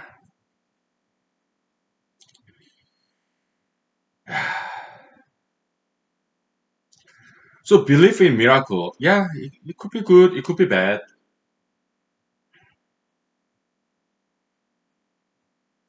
Delusion, all right. So in a sense, psychology and Christianity are not quite compatible. Why? Mr. Jesus thinking he's son of God, that's delusional grandeur, mental illness, according to psychology and psychiatry. Okay. But that psychological aspect, psychiatry, it has some good point there. Okay, because Me Too movement, yeah, there's some merit to it, but some other times, well, Mr. Harvey Weinstein, okay, taking advantage of young ladies. It was consensual though. Those ladies, they knew about him, his reputation. He take advantage of ladies, but they went to his hotel room all by themselves. Ladies, okay, actresses, models, they knew about it. They knew what to expect. Yeah, sexual favor is quid pro quo. Yeah, you sleep with me in my hotel room. Yeah, I'll give you a film big role. Because Hollywood producer, right? Yeah, the Weinstein Company. Okay. Big name. They knew about it. Yeah, they went to his hotel room, those actresses, models, in order to get film role. They went to his hotel room in order to sleep with him in the expectation that they would get film role. Okay. It was consensual. So technically they don't have any right to complain about anything. It was consensual. It's more like contract. Yeah, it is kind of like prostitution. But mutually agreed contract. Yeah, sexual favor, then they get a film role. All right. Even Marilyn Monroe did that. Okay, from what I've read. Okay, in her earlier career, it's called casting couch. Huh? So Me Too movement, okay, it's like delusion or persecution, delusion of persecution, and President Trump suffer from that too. From what I've read, The Rage, the book by Mr. Bob Woodward. Okay. Yeah, he was flying in a helicopter over Seoul, South Korea, and he complained, "Look at all these big buildings. They took advantage of America." Okay. Delusion of persecution. Okay. Yeah, that's why he hates China. China become very wealthy.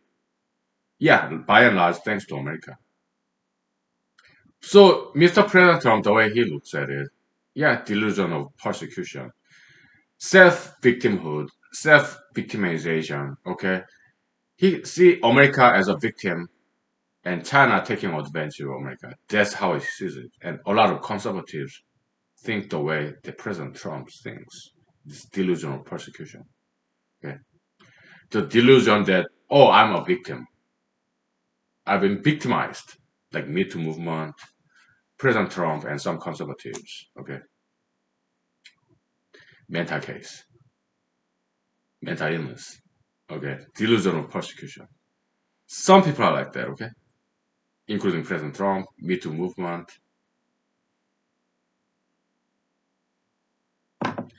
Did China, South Korea took advantage of America and stole money from America? That's what some people think. Some conservatives and President Trump. Okay? But I have to disagree with them. Chinese people, South Korean people, they work very hard and they produced products and they sold to America. It's exchange. It's not a theft. It's called international trade. Eh? Yeah. It's a fair deal. There's no theft here. There's no victim here, right? South Korea and China also purchased American goods like McDonald's, Coca-Cola, Almond Joy, Burger King, franchise. Okay. Oh, Chinese people, Korean people, they love American food because it's so different. When I was in Korea, South Korea, 1980s, my childhood hometown, Pampo. When I was a child in 1980s in South Korea, it was very first time McDonald's, Burger King, Pizza Hut came to town. Kentucky Fried Chicken, we loved it. Okay, yeah, it's international trade. It's two-way street. Okay, so President Trump, he's just mental case. He's a mentally ill individual. Okay, he got some serious mental illness. Okay, uh, delusional persecution. Okay, so he got fired by Americans. Okay, yeah.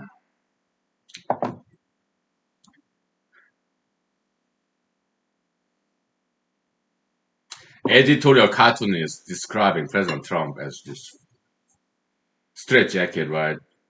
Mental institution. Okay, it's just so funny and so correct. Okay,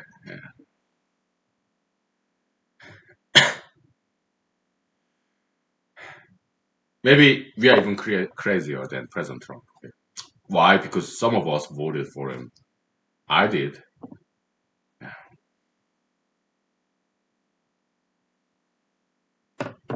but I don't regret having voted for him. So I was entertained for 4 years. I got my return on investment. It was very entertaining. Okay, so I miss him. All right. Hopefully he does something after he get out of the White House. Yeah, like Trump News Network, TNN, huh?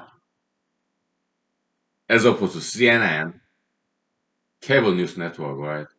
Yeah, Trump News Network, TNN. Yeah, I would watch that absolutely. Okay, I want to see him again. Okay, on TV because he's funny, right? He's a very I like him a lot. Okay, he's entertaining. I like him quite a bit. Okay, so I would love to see Trump News Network and he becoming journalist. It be fake news, of course, right? Yeah, he hate fake news, but he make fake news too. Okay, so yeah, it be fun, entertaining fake news, like The Onion, originally Madison, Wisconsin. Okay, entertainment kind of news, fake news. Okay,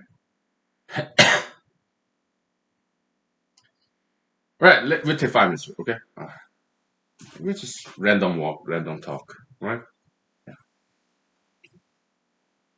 Yeah. Maybe I'll sing you a song.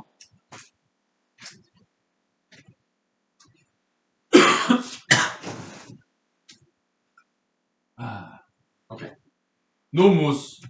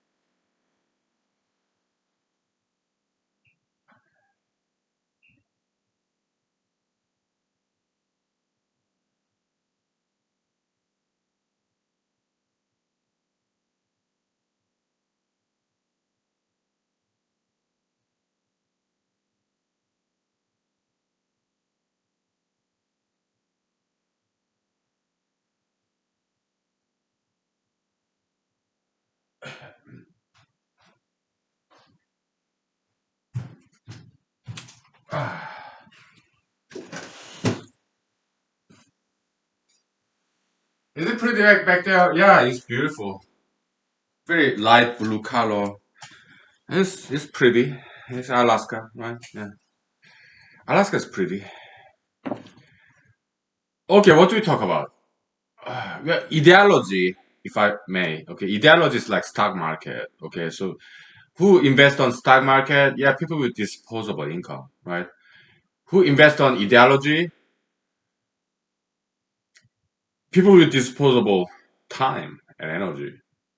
Yeah, they invest in put a stock on some ideologies, mainstream. Okay,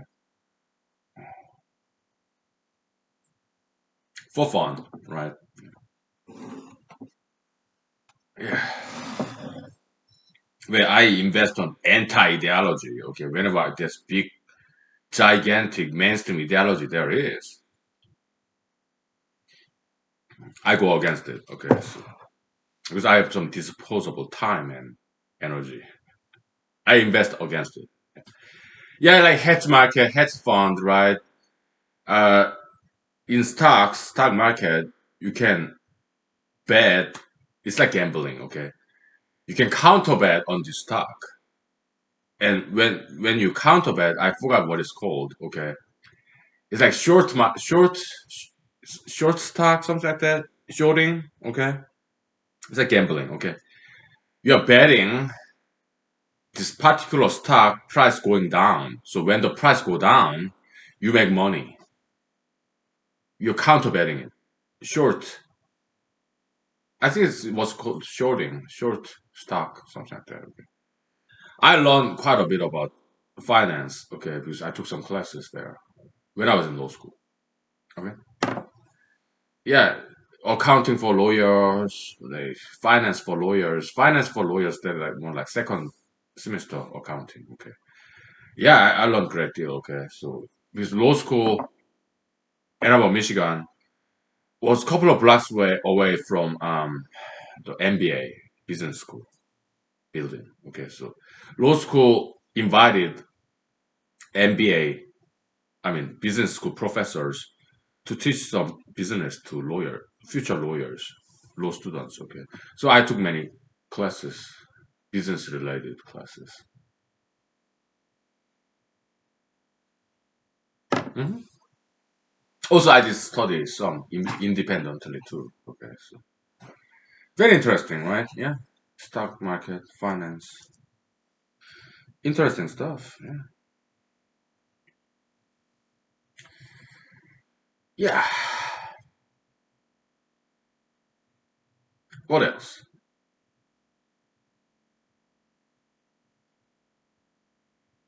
I can sing you some songs.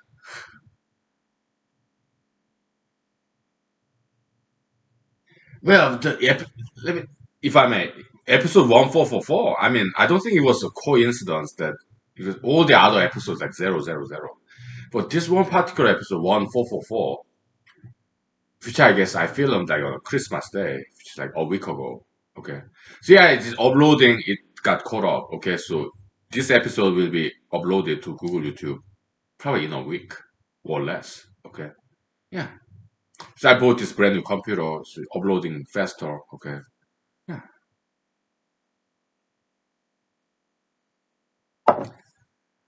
There used to be a 2 months backlog. Okay, it used to be like 2 months between the filming and publication on the Google YouTube. Okay, so nowadays like less than a week. Huh? So episode 1444 is about ultra internationalism and explanation why anti-Semitism exists. Okay, it's about that. Okay, it's about racists, right? Yeah. So it's not quite probable, likely in terms of probability one of the real viewers, just happened to be watch that episode 1444 and watch it again, or told friends about it and more people watched it. That's not quite likely. That's not likely at all because it's out of 1,400 episodes that happen to click on that particular episode and watch it again and told a lot of people about it. That's not very likely at all. All other episodes that is zero zero zero viewership. Okay. What's more likely is that Google YouTube censors, right? Yeah, they make sure all these upload episodes in Google YouTube is following the regulation, this Google company's regulation. Okay. Yeah, they call it community guidelines, something like that. Okay. Yeah. Even the viewership zero episodes, the count viewership count zero. Yeah, I'm sure Google YouTube employees watch those. Okay. Behind the scene. Yeah. To exercise censorship. Which is not always bad. No. It's actually good censorship because it makes sense that they do it. Because otherwise it could be too chaotic. So law is like insulator, right? Yeah, to keep people in line, okay, because I used to be bad mouthing, okay, used to be horrible. So I learned my rope. I learned the lessons from Google YouTube censors. They warned me once, and it was good warning. Okay, so they made me a better person. Okay, now I watch my mouth. It's a public domain, okay, so it makes sense that they have that kind of private companies law regulation. Okay, it's good. Okay. So law is like insulator, okay? It's patent law, intellectual property law, copyright law, okay? It's like insulator wall so that people don't steal it. Yeah, yeah. So law is good, okay? Some laws are. Anyway, so my guess is that Google YouTube censors, okay? This more likely scenario. This episode 1444. I guess some Google YouTube employees, censors, they have been watching all my episodes, humanized episodes, our episode, okay? Behind the scene. Yeah. So all these episodes, this viewership count is zero. Yeah, I'm sure Google YouTube employees watch them. Okay. And episode 1444, I guess they kind of decided that it's kind of controversial. So they asked other colleagues in Google YouTube company to watch that to see whether this violates community Google YouTube community guideline or not. And some Google YouTube employees, maybe they're watching their cell phone, not using their computer. So maybe it counted to viewership counter. Okay? That we might guess. Okay? That's more likely scenario.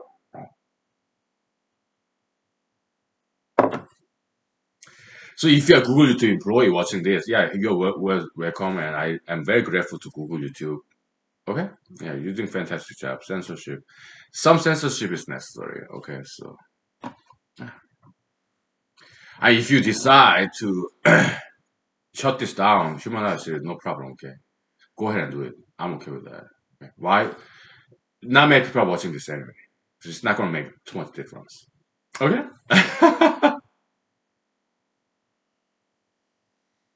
Yeah, humanoid series, not many people are watching this anyway. So if Google to shut this down, no problem. It's not going to make that much difference. Not many people are watching this anyway. Okay. Yeah, Google to, yeah, if you think it's waste of your time, energy, your money, your capital, shut this down. I don't have any objection to it. Okay. I'm okay with that. Right?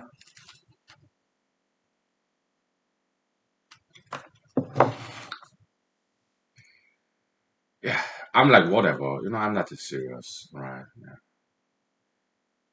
How about the viewers? True viewers. Yeah, they're my friends, okay, and also the people perhaps I never met before, kind and generous people who are very, very smart because this human art series, it's not very entertaining. Okay, I try, but it's not like I'm some kind of BTS K-pop young handsome boys.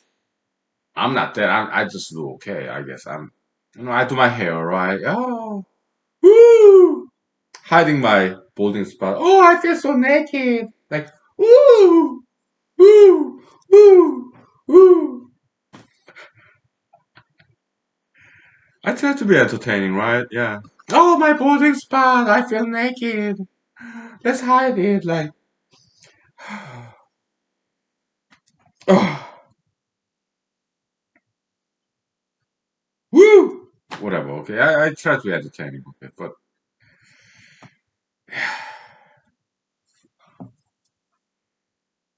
Okay, but yeah, Google, YouTube. Yeah, if they think it's just waste of capital because not many people are watching this, and it's waste of their money, disk space, and politically incorrect. I'm kind of conservative, so if they decide to shut this down, let them. I have no problem with that. Okay? Because they are investing on me by letting me upload all these 10 gigabyte episodes every day. It costs them money, right? They're investing on me because it's possible one day in the future, this humanized series here may become mainstream and they might make some money off of this. It's investment. There's some risk. Any business. Because we cannot tell the future. There's this product called humanology. So Google, YouTube, they're like angel investors. And so are you, the real, true viewers. Not some fake viewers like Google, YouTube employees, okay? But yeah, Google, YouTube, and you, true viewers, you're investing on this. I'm also investor myself as a sole proprietorship, right? Yeah, we're investing our time. Google is investing their capital money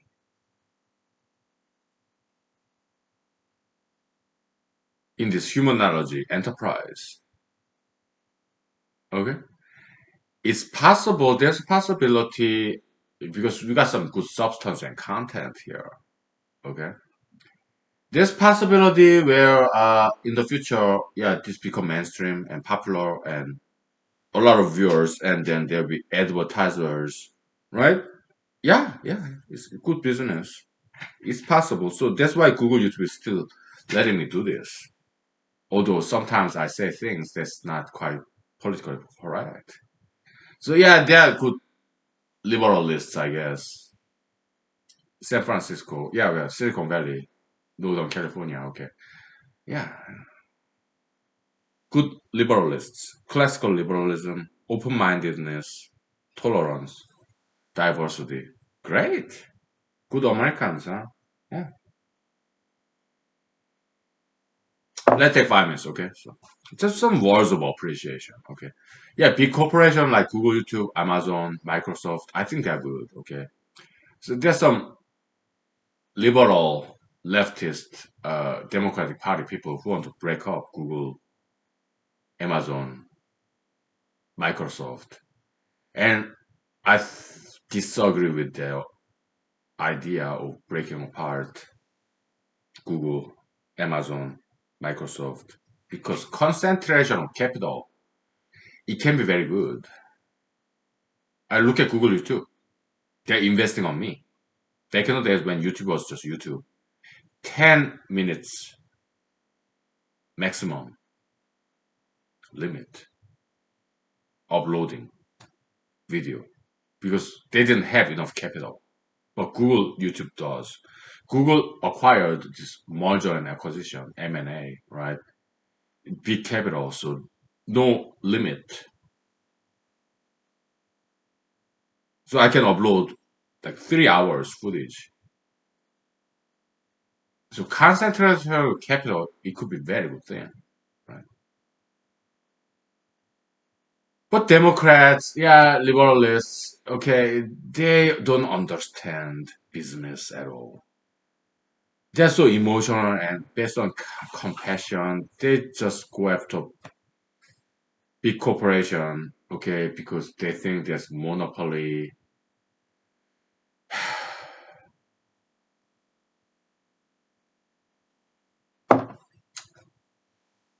They don't understand economics, business.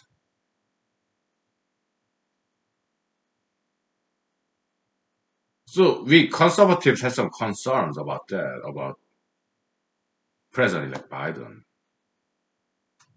I think he's too liberal, right? I don't think it's too bad, but sometimes I think he's way too liberal. Okay, so we'll see how it goes. Okay,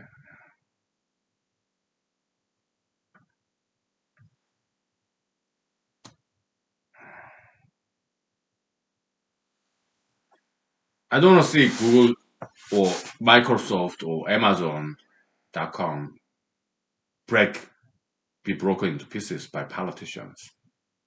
I don't want to see that. Right?